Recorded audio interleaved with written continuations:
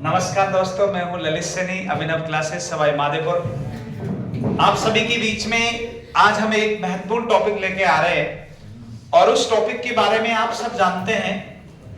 आज आप सबको पता भी होगा, आज 12 जनवरी है और 12 जनवरी को कैरियर डे के रूप में मनाते हैं। वो कैरियर डे के रूप में क्यों मनाते हैं?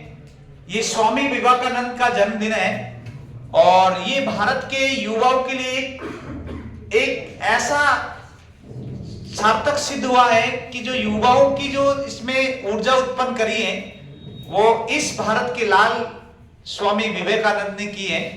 इनके बारे में हम पूरी डिटेल से चर्चा करते हैं। सबसे पहले तो ये स्वामी विवेकानंद भारत के लिए एक क्या प्रेरणा लेके आया है और भारत की संस्कृति को विदेशों में अपना लोहा मनाने का काम किया है, वो इस स्वामी विवेकानंद ने करा है।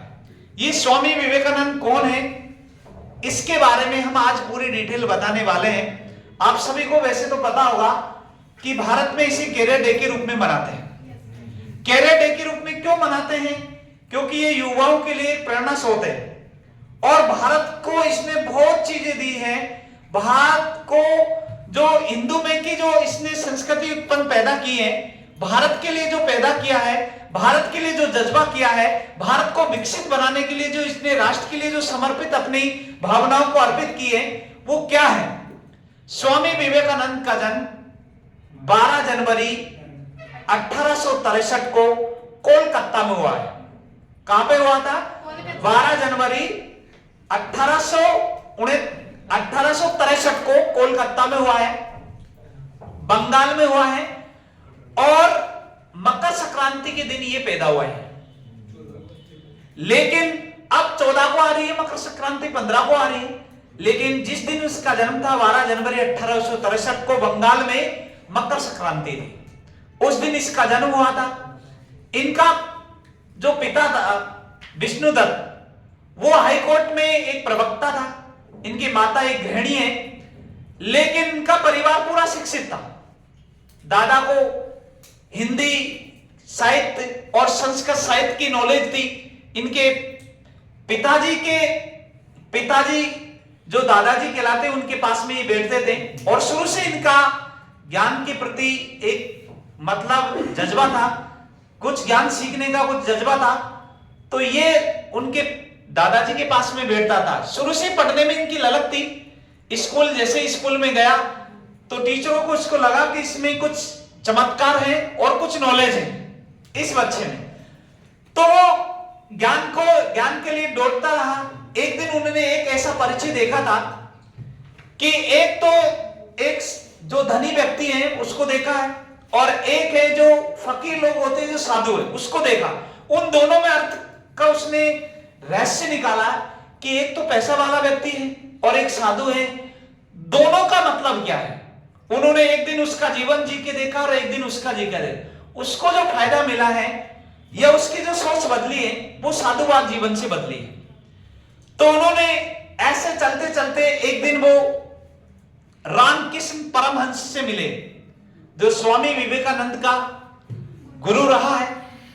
वो कालिका माता मंदिर का पुजारी है। तो एक दिन कैसे कैसे करके उससे मिला है और स्वामी विवेकानंद ने रामकृष्ण परमहंस जी से बोला कि आप जो ये भगवान की भक्ति करते हैं, क्या आपको कभी भगवान मिला?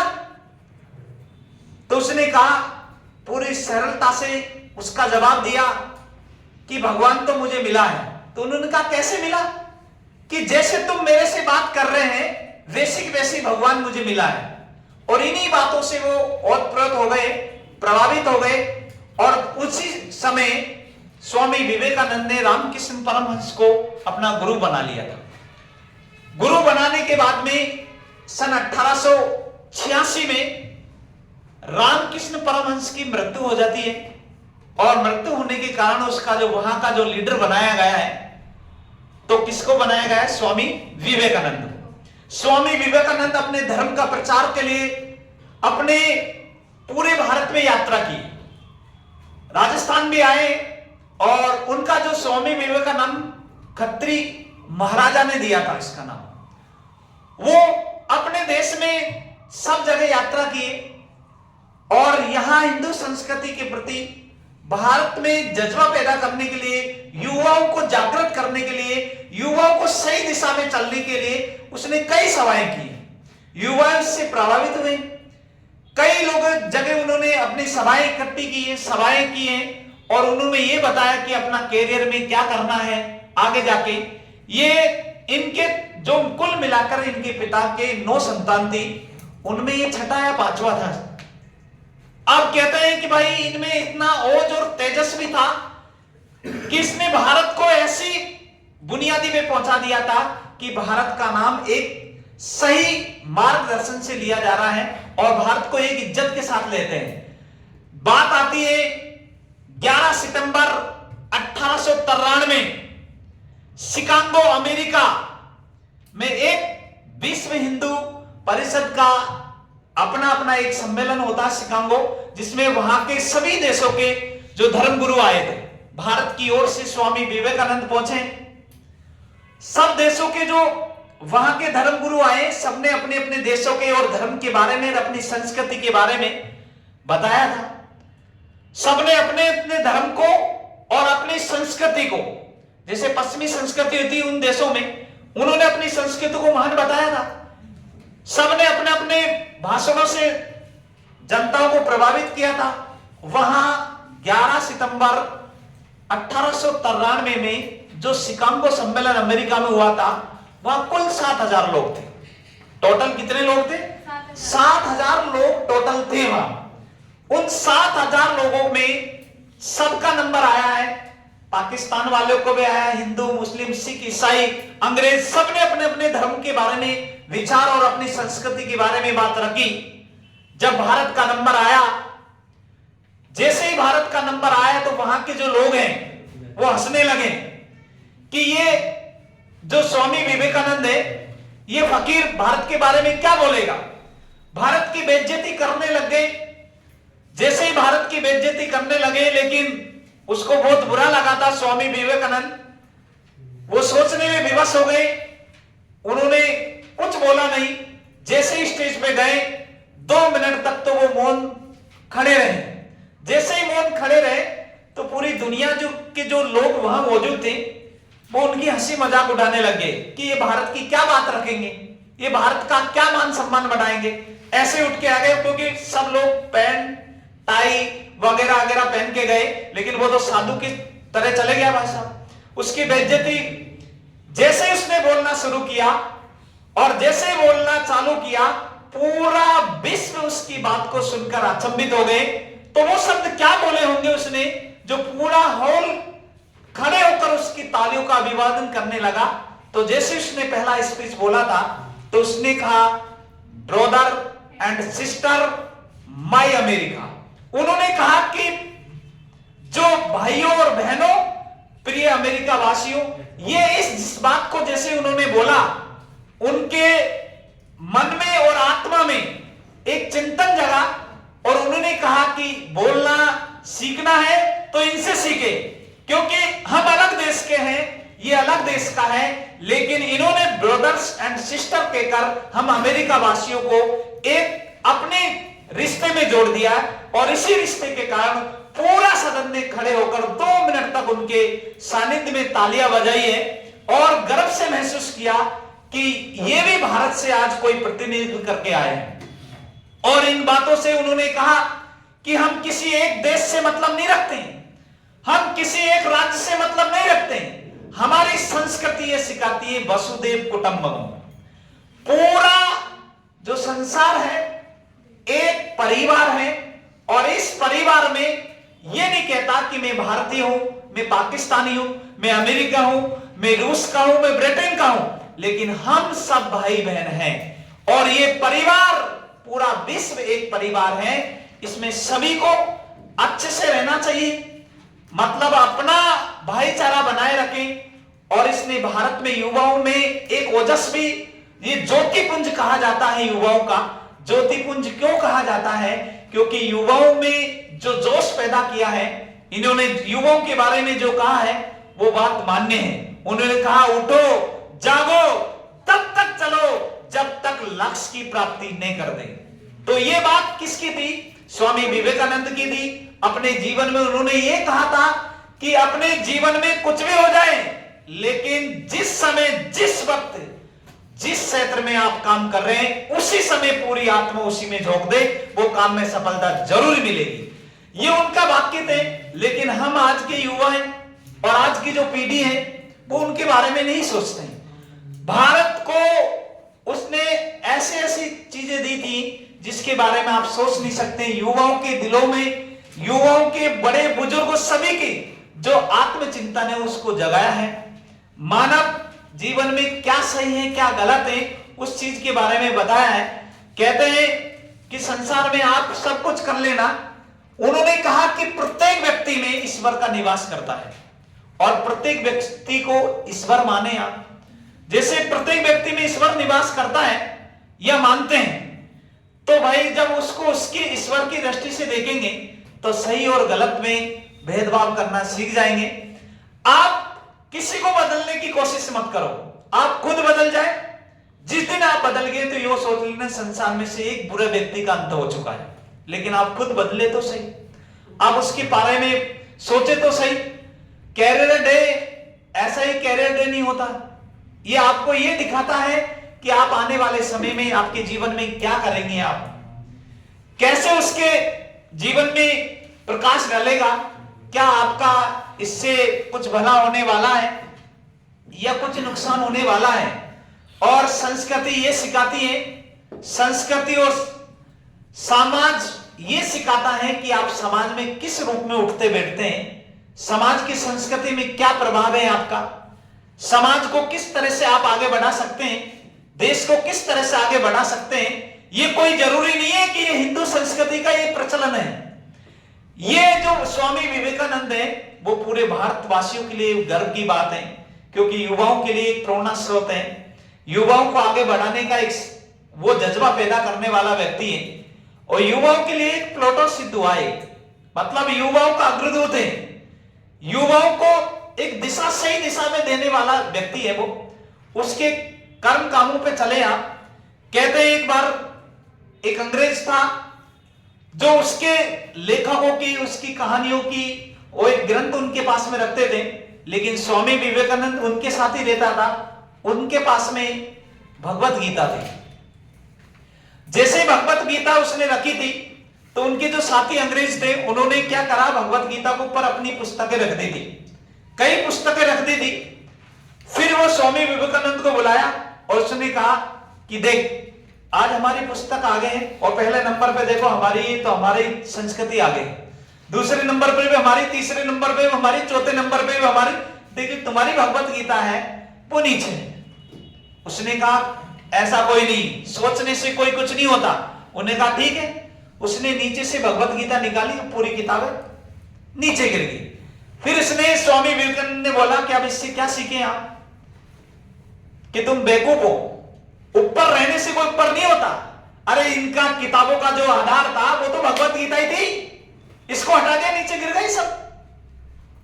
मतलब कहने का मतलब ये होता है कि जीवन में कितना ही ऊपर होने से कुछ नहीं होता है, एक संस्कार भी एक ऐसा होता है जो आदमी को ऊपर उठा सकता है। आप जितना ही पढ़े लिखे हो, कितना ही कैसे ही हो, लेकिन जब तक आपके जीवन में संस्कार नहीं है, कई बार गांव में कहते हैं कि आप पढ़े लिखे लोग अनपढ़ लोगों की या जो सामान्य व्यक्तियों की बेइज्जती कर देते हैं। जब लोग कहते हैं कि भाई पढ़ा तो है लेकिन गुण नहीं है, मतलब उसमें संस्कार नहीं। संस्कार होना जरूरी है।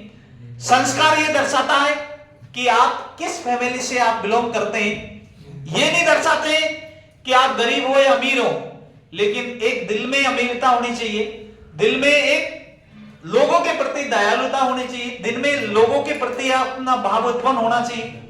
क्या क्या भाव होने चाहिए? शिक्षा एक ऐसा चीज है जो हर चीज के अंधकार को प्रकाश से ले आती है, अंधकार को मिटाकर प्रकाश में ले आती है। लेकिन आपका शिक्षा जीवन में वो ओतप्रोत होती है कि आप किस तरह से उसके रूप में लाते हैं। स्वामी विवेकानंद ने यही कहा था कि छात्र जीवन में कहीं रहना, लेकिन जो इस युवा अवस्था में आदमी सीखते हैं वही समाज और संस्कार को दर्शाते हैं।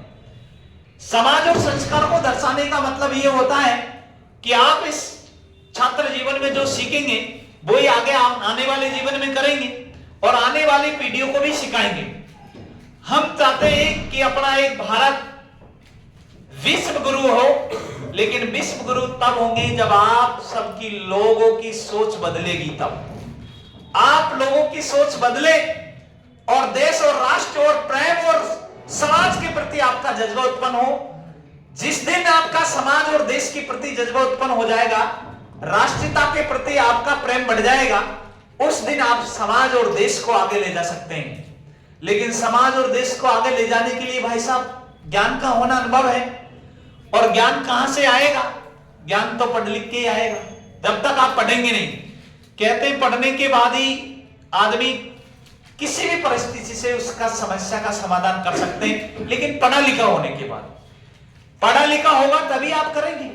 और आप देखो, आपके घर वाले तो इतने पढ़े लिखे नहीं होंगे, कई के नहीं होते, कई के हम गांव से आते भाई साहब, हमारे घर वाले पढ़े लिखे नहीं है, लेकिन उनका ये दायित्व देखो कि वो खुद अनपढ़ हैं, लेकिन उनके बच्चे और आप सब कुछ को पढ़ाया लिखाया है। तो वो आप से ज्यादा नॉलेज ही है, सोच लो, आप से ज्यादा सहानुभूति रखते हैं। खुद अनपढ़ होके भी उन्होंने कहा कि हमने हमारा जीवन कैसे भी निकाल लिया, लेकिन अपनी पीढ़ी का तो नहीं निकलेगा। इसीलिए उन्होंने पढ़ाया है, आपको लिखाया है कि आप देश, समाज और उन माता पिताओं का नाम रोशन करें। जिस प्रकार स्वामी विवेकानंद ने अपने देश का, अपने समाज का, अपने माता पिताओं का नाम रोशन किया है, उसी प्रकार आप भी रोशन करें। आज से प्रण ले कि कैरियर डे, यही कैरियर डे होता है कि हम जीवन में करेंगे क्या और हमारी पढ़ाई का क्या महत्व है। भाई आप जैसे लोग ही, एक बात ये बताओ, भारत का प्रधानमंत्री पूरे प्रत्येक व्यक्ति के पास नहीं पहुंच सकता है। भारत का मुख्यमंत्री, राजस्थान का मुख्यमंत्री, केंद्रीय मंत्री, शिक्षा मंत्री, यह भारत सरकार आपके पास में नहीं आ सकती है। लेकिन आपकी भावनाएं, आपकी बातें लोगों को आप बताकर कि ये सही है या गलत है, ये राष्ट्र के लिए सही है या राष्ट्र के लिए गलत है, समाज के लिए गलत है या सही है, इसकी बात तो आप शिक्षा से ही ग्रहण कर सकते हैं। और शिक्षा, एक अच्छी शिक्षक से ही शिक्षा ग्रहण कर सकते हैं आप। कई शिक्षक हैं, ऐसी बात नहीं है। मैं ये नहीं कहता हूं कि सभी शिक्षक गलत होते हैं। आज के जमाने को देखते हुए मास्टर ऐसे ऐसे भी हो गए भाई आप, जो मास्टर कौम को भी कलंकित कर रहे हैं। लेकिन मैं उसको वो शिक्षक नहीं मानता हूं। भाई साहब, एक शिक्षक तो वो होता है यार जो पूरे ब्रह्मांड का निर्माण कर देता है। भाई साहब, आपको पता, शिक्षक वो होता है जिसके पास भी भगवान ने शिक्षा ग्रहण करी है, लेकिन वो शिक्षा ग्रहण करे ना तो शिष्य बनकर ही गई, कोई शिक्षक बन के नहीं करी। निधर पूरे ब्रह्मांड में ऐसा कौन सा मास्टर बन गया जो उसको पढ़ा सकता है? नहीं बना सकता। लेकिन वो आप लोगों के विचार के लिए ही कि भाई आप जैसे आने वाली पीढ़ी इस सभ्य और संस्कृति में जिए और भारत को आगे ले जाएं, भारत को विश्व गुरु बनाने में अपना योगदान दे। एक पढ़ा लिखा व्यक्ति और एक अनपढ़ व्यक्ति में यही फर्क होता है कि आप उसकी बेइज्जती नहीं करें, उसको संभालें और उसको सहयोग दें कि हम हैं, आप तो अनपढ़ हैं लेकिन हम तो पढ़े लिखे हैं। लेकिन आजकल के जो पढ़े लिखे लोग हैं वो भारत में जो सबसे ज्यादा संस्कृति को विलुप्त कर रहे हैं वो पढ़े लिखे लोग ही कर रहे हैं। अनपढ़ लोग तो सब समझते हैं, इस बात को समझते भी हैं, लेकिन आप जैसे लोग ही इसको गंदा करते हैं। लेकिन इस पूरे संसार को आप गंदगी हटाने का प्रण मत ले, आप खुद एक बार उसका परिणाम को सही करें, गंदी चीजों को छोड़े, गंदे संस्कार छोड़े। आप जैसे ही करने लगेंगे, संसार में आने वाली पीढ़ी, आने वाले लोग, आप सही रास्ते पे जा रहे हैं तो वो भी सही रास्ते पे जाएंगे।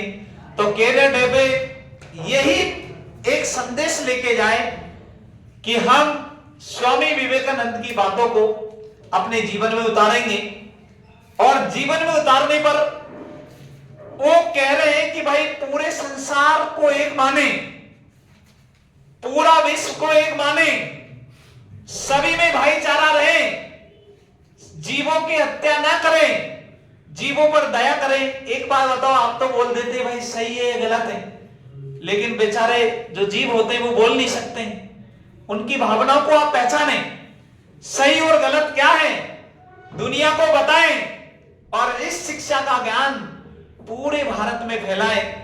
और मैं एक ही बात कहना चाहता हूं आप सभी स्टूडेंटों से कि जीवन में कुछ भी कर लेना, किसी की आत्मा नहीं दुखानी, क्योंकि आत्मा सो परमात्मा होता है, आत्मा में ही परमात्मा निवास करता है। इस बात को ध्यान रखना। सही और गलत का अहंकार आपको नहीं पाड़ना यार। रावण की सोना की लंका ही डल गई अहंकार में तो है। अपन जैसे तो कहां है, उन चीजों को सोचने पर निर्भर करें। मानव जीवन मिला है आपको, उसको अच्छे से जी। किसी के धर्म के प्रति आप मतलब बुराई नहीं करें। ये कोई जरूरी नहीं है कि आप हिंदू धर्म से आते तो भाई साहब आप आपके धर्म का प्रचार करें, लेकिन किसी दूसरे धर्म के प्रति आप बुराई भी नहीं कर सकते यार। वो उसके धर्म को मान रहा है, तो तेरे धर्म को मान रहा, तो माने जाए ना। ये भारत किसी एक का नहीं है, ये भारत हम सब भारतीयों का है। इसमें हिंदू भी है, मुस्लिम भी है, सिख भी है, ईसाई भी है, सब कुछ है। जब भारत आजाद हुआ था, जब ये बात नहीं थी कि हिंदू और मुस्लिम था, तब यही बात थी कि हम सब भारतीय हैं, और उसी एकता के कारण आज हमको आजादी मिली है। तो आज हम सब एकजुटता से इस काम को करेंगे, और जीवन में अपने एकजुटता से काम को करेंगे तो लक्ष्य को पार कर सकते हैं। कहते हैं अकेला व्यक्ति थोड़ी दूर तक तो भाई साहब दौड़ सकता है, भीड़ से निकल सकता है, लेकिन ज्यादा दूर तक नहीं जा सकता है। सबको साथ लेने वाला व्यक्ति ज्यादा दूर तक जा सकता है। अकड़ के नहीं चलना जिंदगी में, क्योंकि पहाड़ पर चढ़ने वाला व्यक्ति झुककर पहाड़ को चढ़ता है, अगर वो अकड़ के चढ़ता है तो गिर जाता। भाई अकड़ के चलता तो गिर जाता, इतना भी नहीं झुकना कि ठोकर खा के गिर जाए।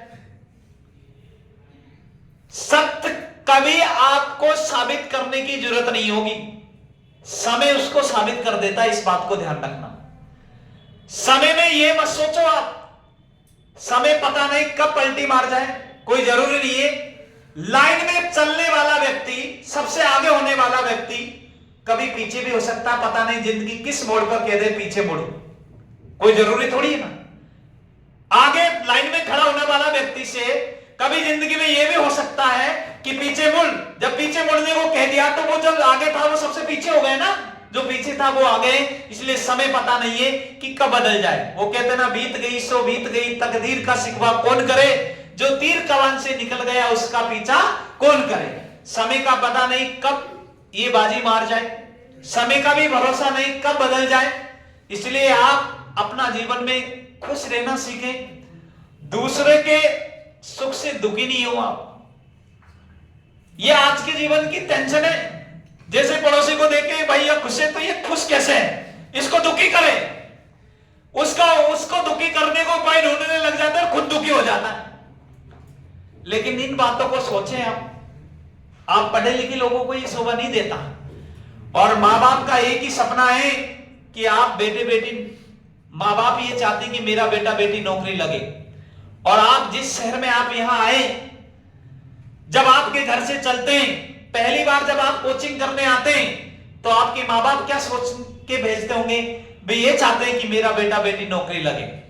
और सबके माँ बाप चाहते हैं, किसी के माँ बाप ये नहीं चाहते कि मेरा बेटा बेटी नौकरी नहीं लगे। आप जब यहां कोचिंग करने आ रहे हैं, उनको भी लग रहा है कि भाई मेरा बेटा बेटी नौकरी लगेगा, और सबको लगता है। लेकिन एक बात ध्यान रखना, जिंदगी में कभी भी सोच के देख लेना, जिस मेहनत से, जिस लगन से आपको माँ बाप यहां भेज रहे हैं, उस मेहनत का परिणाम आपके माँ बाप को मिलना चाहिए। आपको पता है वो बेचारे कहां से लाके पैसे देते हैं आपको, कितनी मेहनत से पैसे देते होंगे। कई मजदूरी करते हैं, कई कैसे करके सेटलमेंट करके आपको पैसा देते हैं। यहां रहने के लिए कमरा का रेंट का किराया देते हैं, खाने पीने के लिए सामान के लिए पैसा देते हैं। उनके पास पैसे नहीं होंगे। आज गांव की कंडीशन देखो आप, दोनों टाइम आप सब्जी रोटी बना लेते होंगे यहाँ, लेकिन गांव में एक टाइम से भी काम चला लेते हैं यार। उनका दिल देखो कितना बड़ा दिल होगा कि आपको यहाँ शहर में भेज देते हैं और पढ़ने के लिए भेज देते हैं कि नहीं मेरा बेटा बेटी नौकरी लगे, लेकिन बेटा बेटी तो भाई मौज ही कर रहा है यहाँ। अरे उनके बारे में भी सोच लिया करो यार, कभी जिंदगी में कभी सोचो उनके बारे में। आप जैसे साल 2 साल तैयारी करते, तैयारी करने के बाद में फेल हो जाते और फेल हो जाने के बाद में जैसे ही माँ बाप पूछते हैं तो आपसे पूछते बेटा क्या हुआ, आपने उस परीक्षा दी थी, तो आप क्या कहते फेल हो गया।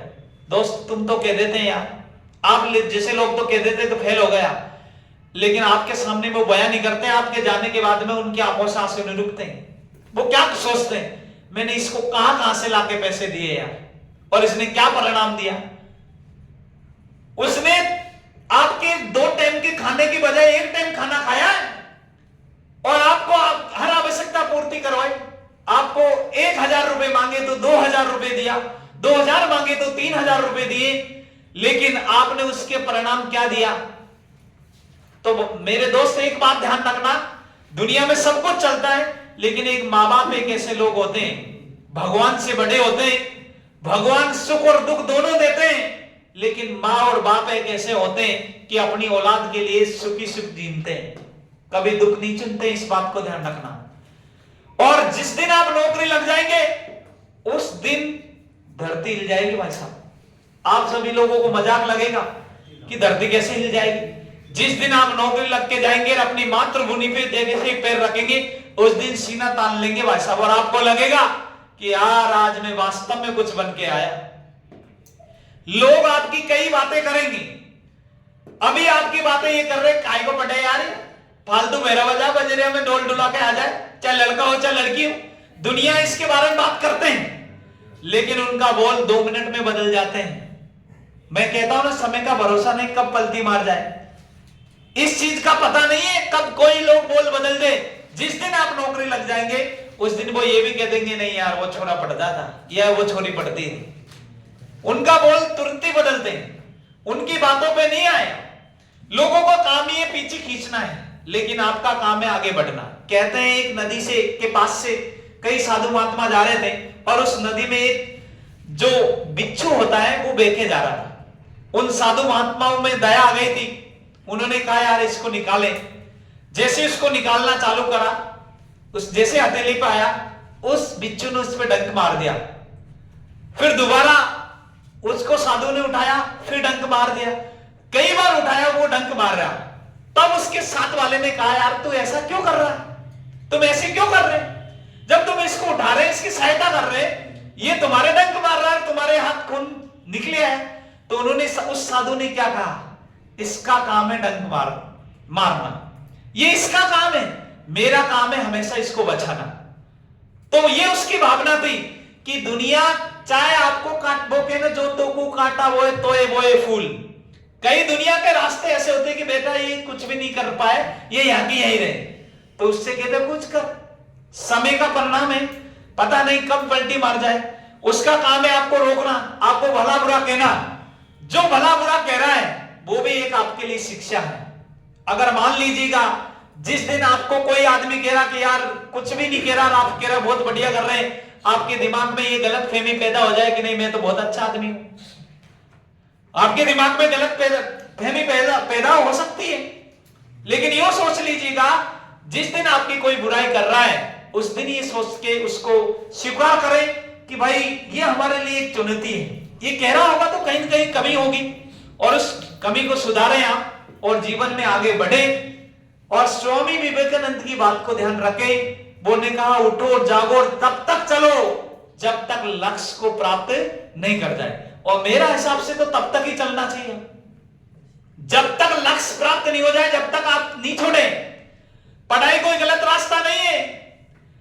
जिस रास्ते पे आप जा रहे हैं आपको लग रहा है कि ये इसमें कांटे, लोग उसको छोड़ देते और सही रास्ते को चुनते हैं। लेकिन भाई कांटे वाला रागी जो होता है ना रास्ता, वही जीवन में सक्सेसफुल करता है। आपको एक बात ये पता होगा, मीठी चीज है ना, मीठी चीज आपने कभी देखा होगा, मीठी चीज में ही कीड़े पड़ते हैं, नमक में कभी कीड़े नहीं पड़े होंगे। इतिहास गवाह है, नमक में हजारों साल रख दे लेकिन कीड़े नहीं पड़ेंगे, इस बात को ध्यान रखना।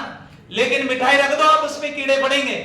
तो मीठी चीज में ही आपका पता है कि उसमें कीड़े मकोड़े जो भी पढ़ना है उसी में पढ़ते हैं, लेकिन कड़वी चीज में नहीं। जीवन में कड़वी चीज को स्वीकार करो, सफलता हो तभी अर्जित होगी। एक ठोकर ही एक ऐसी चीज होती है जो जिंदगी में ठोकर खाने के बाद ही सफलता मिलती है। सब चीज ऐसे ही मिल जाती है, लेकिन एक सफलता ऐसी चीज होती है जो ठोकर खाने के बाद मिलती है। आप खूब खाए ठोकर, लेकिन उससे एक मजबूत हो। कई बार आपको रास्ता बुरा लगता है, रास्ता नहीं बदले, इरादे बदले आप। ये कोई जरूरी नहीं है कि कोई गलत सही जो भी होता है वो होता रहता है, लेकिन मैं ये कहता हूं कि आप एकाग्रचित और एक ढंग से अगर पूरी क्षमता के साथ एक समय में आपका पूरा ध्यान एक ही लक्ष्य पे लग रहा है तो 100% सफलता जरूर मिलेगी। लेकिन ये चीज आपके जीवन में हो जाए ना, हम 2 दिन तो पढ़ते हैं, तीसरे दिन वही दिनचर्या में आ जाते हैं, लेकिन उस दिनचर्या को छोड़े। और मतलब आपके जीवन में जब तक ऊर्जा उत्पन्न रहनी चाहिए कि भाई मुझे, आपके एक मन में ठान ले कि मुझे ये लक्ष्य प्राप्त करना है, और हमेशा मतलब दिमाग में जीत का बोझ चाहिए। भाषा मतलब हमेशा आदमी की सोच में ये चाहिए कि मुझे बस जीतना है। मन के हारे हार, मन के जीते जीत। वो कहते हैं मन में हार ले, मान ले कि मैं तो हारूंगा, तो वो हारे गए। लेकिन मन में ठान ले कि मैं जीतूंगा तो जीतेगा। मन के हारे हार, मन के जीते जीत। मन में मान ले कि मैं तो हारूंगा तो हारेगा, और मन में ठान ले कि मैं जीतूंगा तो जीतूंगा। 1 मिनट में मैं आपकी जिंदगी नहीं बदल सकता, लेकिन 1 मिनट में लिया गया फैसला पूरी जिंदगी बदल सकता है। इस बात को ध्यान रखना। लेकिन फैसला तो ले भाई, फैसला लेंगे तभी तो उस चीज को आप सोचेंगे। तब आदमी कितना ही सोच ले, चाहे गलत सोच ले चाहे सही सोच ले, लेकिन सही सटीक भाषा में, सही दिशा में एक सही नॉलेज और सही ज्ञान आपको सफलता की ओर ले जाता है। तो मेरा यही कहना है आप सभी से कि आपका जीवन एक अच्छे ढंग से जिए, और इतने अच्छे ढंग से जिए कि जिंदगी भी आपको कहने को विवश हो जाए कि यार वास्तव में कोई सही ढंग से दे रहा। वो कहते हैं जियो इतना कि जिंदगी कम पड़ जाए, जियो इतना कि जिंदगी कम पड़ जाए, हंसो इतना कि रोना मुश्किल हो जाए, हंसो इतना कि रोना मुश्किल हो जाए। किसी चीज को पाना तो किस्मत की बात है दोस्तों, किसी चीज को पाना तो किस्मत की बात है दोस्तों, लेकिन मेहनत इतनी करे कि खुदा भी देने को मजबूर हो जाए। लेकिन वो तब देगा भाई जब आप मेहनत करेंगे। तब आप भगवान के भरोसे बैठे रहे कि भगवान करेगा जो होगा। कहीं भगवान आपके भरोसे बैठा हो कि ये करेगा जब ही होगा, तो भगवान के भरोसे नहीं बैठे। गीता में लिखा है कर्म करो फल की इच्छा नहीं करे। आप कर्म करो, आपका कर्म है पढ़ने का, आप पढ़ो यार, और इतने ढंग से पढ़े कि आने वाला 2025 में गवर्नमेंट नौकरी हो। और हम सभी का, आप सभी का हमारी तरफ से, अभिनव क्लासेस की तरफ से ढेर सारी शुभकामनाएं इस कैरियर डे पे कि आप सब 2025 में गवर्नमेंट नौकरी के साथ आपको परिवार को सुख संबंधी हो और देश की पहचान बनाए, अपने राज्य की, अपने समाज की और अपने माता पिताओं की। क्योंकि कैरियर डे यही सिखाता कि आपके कैरियर में क्या सही है क्या गलत है। स्वामी विवेकानंद भी यही सिखाता है कि आप सही मार्ग को चुने, गलत मार्ग को नहीं चुने। और मैं इतना ही कहना चाहूंगा, बाकी तो देखो लेक्चर देने के लिए अपने पास में बहुत समय है और चलता रहेगा। तो आज आप सभी को कैरियर डे की बहुत बहुत शुभकामनाएं, और युवाओं को, छात्रों छात्राओं को आप सभी ये आशा और उम्मीद लेके जाए यहां से कि बस 2025 लास्ट तक या 2025 तक जैसे भी हो, हम सबको गवर्नमेंट नौकरी लगना है और माँ बापों को अपनी खुशी को बयान करना है। आपको समाज में तभी इज्जत होगी भाई, और समाज में इज्जत है आपकी तभी आपका राष्ट्र का निर्माण कर सकते हैं। आप सही गलत की जब ही कर सकते हैं। आप अभी कुछ नहीं कर सकते, आप अभी आपके पास में कुछ ही नहीं, लेकिन जिस दिन आप कुछ सोचने समझने के लिए आपका शब्द मिलेंगे, आपकी बातों को सुन के कोई लोग मानेगा कि यार सही कह रहा है, 2 लोग सुनेंगे सही कह रहा है गलत कह रहा है, उस चीज को आप सुनेंगे और तभी आपके जीवन में उजाला होगा। आज के लिए इतना ही। जय हिंद, जय भारत। आप सभी को कैरेट डे की शुभकामनाएं। जय जय भारत।